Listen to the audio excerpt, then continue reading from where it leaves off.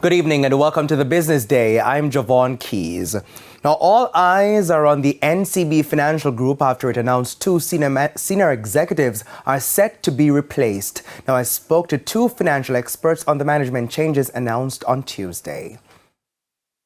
Hours after it was announced that NCB Financial Group's chairman Michael Lee Chin cut his 3-month leave short to return to the group, major management changes have been announced. Effective Tuesday, July 18, NCB Financial Group indicated that the group's CEO Patrick Hilton and Deputy CEO Dennis Cohen have agreed to proceed on vacation leave for 3 weeks. Will they return? That's left to be seen, but the company says arrangements will be made for the performance of their duties on an interim and then permanent basis. The company also thanked them for their service.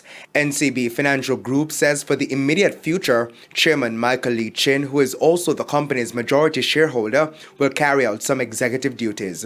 Financial analyst Keisha Bailey says the removal of Mr. Hilton and Mr. Cohen could be the first of other steps to come. It's still a very strong financial company, right? There is still a lot of assets there. And so what's happening now with the restructuring is that we are likely to see additional cost containment activities coming. More is going to come. And everything is in a bid to further increase investor confidence so we can start likely seeing the resumption of dividend payments coming. And more importantly, we can see persons going back and more trading activity around the NCB shares. So far, just on the news of what's come out today, the stock closed higher. It closed 0.38% higher today at 65.33. She says there could be a further increase in investor confidence.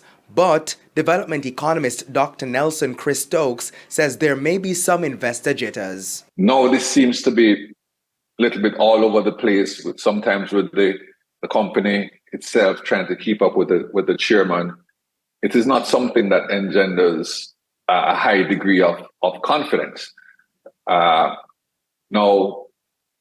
one ought to take some comfort in the fact that the bank's balance sheet is strong. He doesn't expect any panic withdrawals. Dr. Stokes also says the full picture of what's happened is still not clear. When Mr. Lee Chin announced that he was going on 3 months leave, it was to work on specific projects in Canada that required his attention.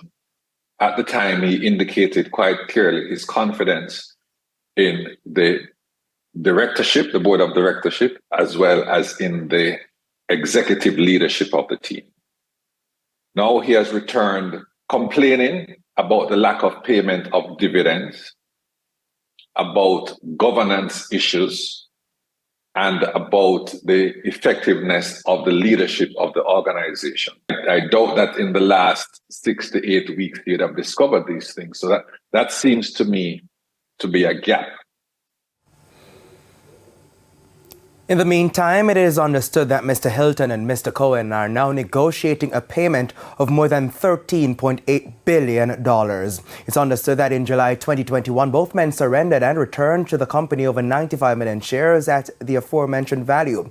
Now, what appears to be their exit from the company, the men are entitled to their payouts now. This would be in addition to their severance packages, which are to be determined. Now, a news center understands as well that there may be some discontent amongst board members over the decision to give Mr. Hilton and Mr. Cohen the boot. Now, we're told board members are considering limiting office. Of course, we'll continue tracking this story as it develops. Now, let's head to the foreign exchange market. Trading ended today with the US dollar selling for an average $155.29. $117.85 is the going rate for the Canadian dollar. The average cost for the pound is $202.05, while it's costing $175.10 for the euro. The JSE index gained 915 points, while the junior market index lost 9 points. Among the 45 winners were ISP Finance Services, Trans-Jamaican Highway 8% shares, KLE Group, Sterling Investments US dollar shares, and Access Financial Services. The 50 losers include Medical Disposables and Supplies, Margaritaville Turks, Epley 7.5% preference shares due 2024, Cygnus Credit Investments US dollar shares, and iCreate. 14 stocks traded firm. And that's the Business Day. I'm Javon Keys. Good evening.